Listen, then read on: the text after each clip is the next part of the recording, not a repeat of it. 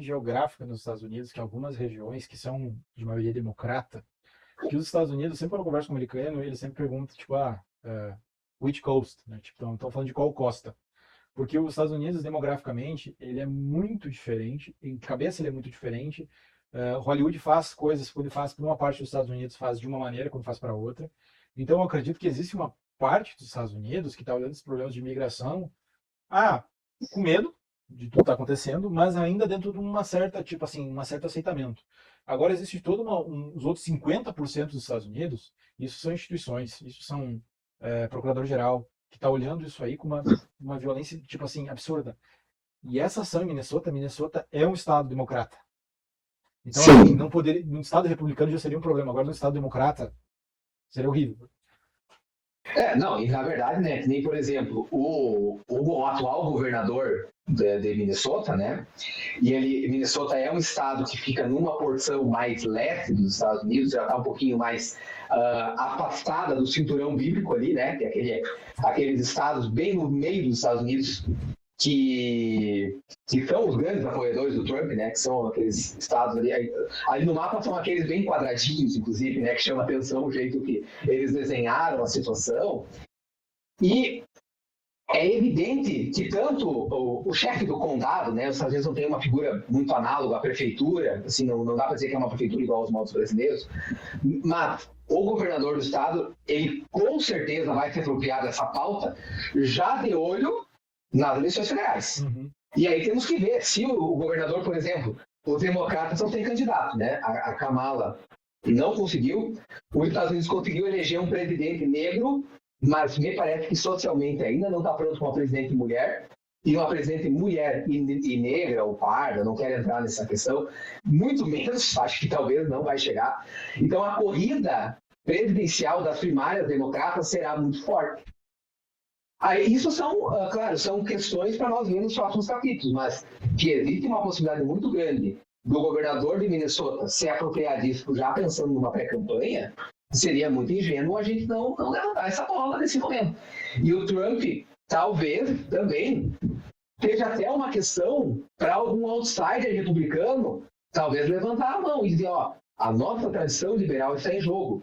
Trump talvez não seja o melhor nome para o partido.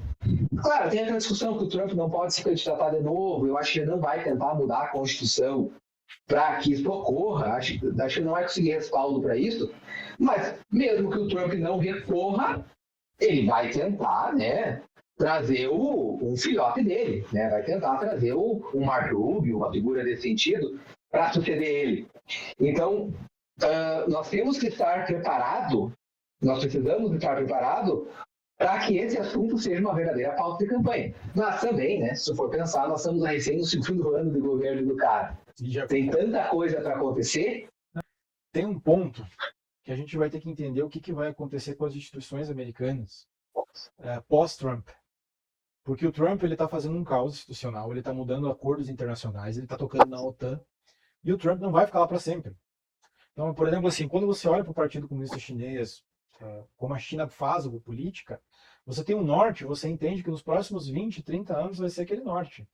Então, cabeças vão rolar, mas o sistema vai continuar. Vai ser aquela diretriz. Os Estados Unidos não. E o pior, os Estados Unidos está contra a parede, porque a economia deles está assim. Lógico, para nós é problema de rico. Para nós é um problema de rico. Mas para eles não é. Então... mas nós temos a maior classe média do mundo, que não vai querer deixar de ser a maior classe média do mundo, que é uma classe média que experimentou muitos privilégios que não se encontra correspondente em outras classes médias. Claro que tem até um perfil cultural, o europeu não é tão agressivo em termos de dinheiro, nós temos uma China que está fortalecendo a classe média de uma outra maneira, um outro propósito, um projeto de décadas que nem tu acabou de referir, então nós estamos falando de uma economia que está pensando em 50 anos, e não numa economia que está pensando para o ano que vem. E nós temos uma elite também norte-americana que não vai abrir mão de ser a maior elite mundial. Então tem que ver o que o Trump vai fazer com esses desejos. já pensando numa base eleitoral. E assim, é muito interessante essa questão de pensar a diferença das elites, né? Que, por exemplo, que elite é quem manda na política porque ela vai fazer as grandes doações e vai botar os candidatos dela lá e ponto. Isso aí não é uma questão ideológica, isso é uma questão pragmática. Só que o que acontece? Por exemplo, vou fazer uma comparação. Por que Harvard existe e por que o pessoal do Brasil, os ricaços, a grande elite brasileira, manda seus filhos estudar lá? Isso parece que é uma coisa meio óbvia. Não, porque é a maior universidade do mundo. Por exemplo, eu tenho bastante contato com o Japão. Os japoneses, a elite japonesa, ela não pensa em enviar seus filhos para Harvard. Uma exceção outras. Eles pegam todo esse dinheiro que eles recebem por Harvard e eles constroem a sua versão e tentam fazer frente a ela. Então, esse é meio que um padrão de quase todas as elites do mundo. Por exemplo, você pega a questão da Índia. A Índia, a elite indiana, a coisa que ela mais ama é a sua posição, como qualquer elite. Ninguém quer ser pobre. Só que a segunda coisa que ela mais ama é a Índia. E eu quero entender como é que vai ser essa caída dos Estados Unidos com essa elite americana, porque o dinheiro não tem pátria. O dinheiro não tem pátria. Mas os donos do dinheiro têm. Então, até onde será que vai isso? Até onde que esse dinheiro que mantém a economia americana, que mantém o Donald Trump, que mantém a oposição ao Donald Trump, não vai querer só simplesmente mudar os investimentos de um país para o outro e que acabe esse país?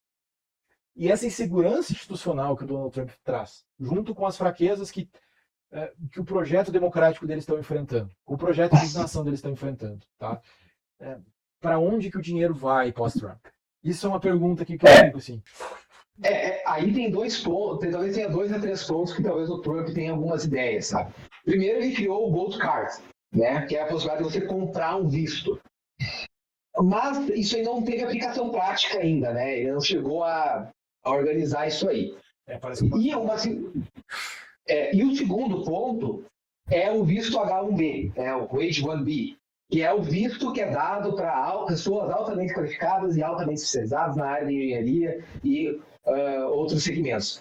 Que é o grande caso, por exemplo, que foi o quanto os Estados Unidos se beneficiou de um aspecto da Segunda Guerra dentro da ciência, né? Que ele acolheu muitos cientistas. Mas esse é um padrão do resto do mundo inteiro. Por exemplo, eu tive um professor na universidade que ele me falou, quando eu estava pensando em migrar para a Europa para estudar, ele falou, não precisa se preocupar, assim, o físico nuclear do Irã, ele é muito bem-vindo da Europa, ele é muito bem-vindo nos Estados Unidos. O pobre não é muito bem-vindo. Então, mas aí que eu quero dizer, talvez o Trump esteja apostando nisso, talvez ele esteja apostando nesse sentido.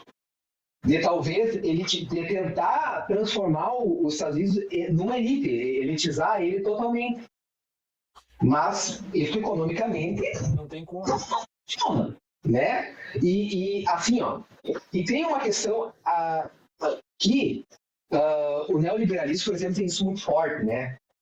Ele tentar criar uma figura do inimigo, essa figura do inimigo ela ser combatido e no combate a essa figura inimiga tu gerar muita receita.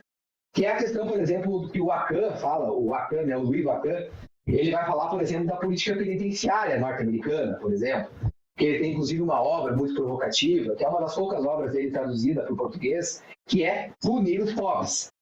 Que os Estados Unidos é um país muito duro com seus criminosos. Ele é um país muito duro. A própria Califórnia, que é um país, que é um estado bem liberal, tem a política dos three strikes. Que não importa os crimes que tu cometeu, se tu cometer ele pela terceira vez, é cadeia, é xilindró. Ele não abre mão disso aí. E eu acho que os Estados Unidos está dando muita potência para isso. Só que as imigrações sempre foram tratadas de uma forma um pouquinho diferente. Não havia essa questão assim, de uso de força letal, de invadir casa. Porque os Estados Unidos, por outro lado, tem essa discussão. Porque assim, que nem os Estados Unidos, assim, a polícia norte-americana tem taser, tem spray de pimenta, tem aquele catetezinho que permite que tu use bastante violência, mas não mate. Porque os Estados Unidos está muito preocupado em não usar força letal. Mas aí, voltando ao nosso ponto de partida, o episódio da René Good teve um uso de força letal, René Good, para não usar um inglês muito aportuguesado, teve um uso de força letal muito imediato.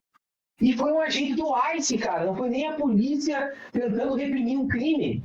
E se tu olhar no vídeo do próprio ângulo do agente, ela tá meio debochando, ela tá rindo do agente. Então, assim, parece que o agente ficou ofendidinho e se sentiu respaldado, dizendo assim, se tu não me obedecer, tu vai ver. E de certa forma, nem a polícia norte-americana usa isso. Tanto que o episódio do George Floyd foi muito diferente. Existe um paralelismo no ponto de vista do uso da força letal. Mas não existe um paralelismo enquanto estereótipo que ele estava atacando.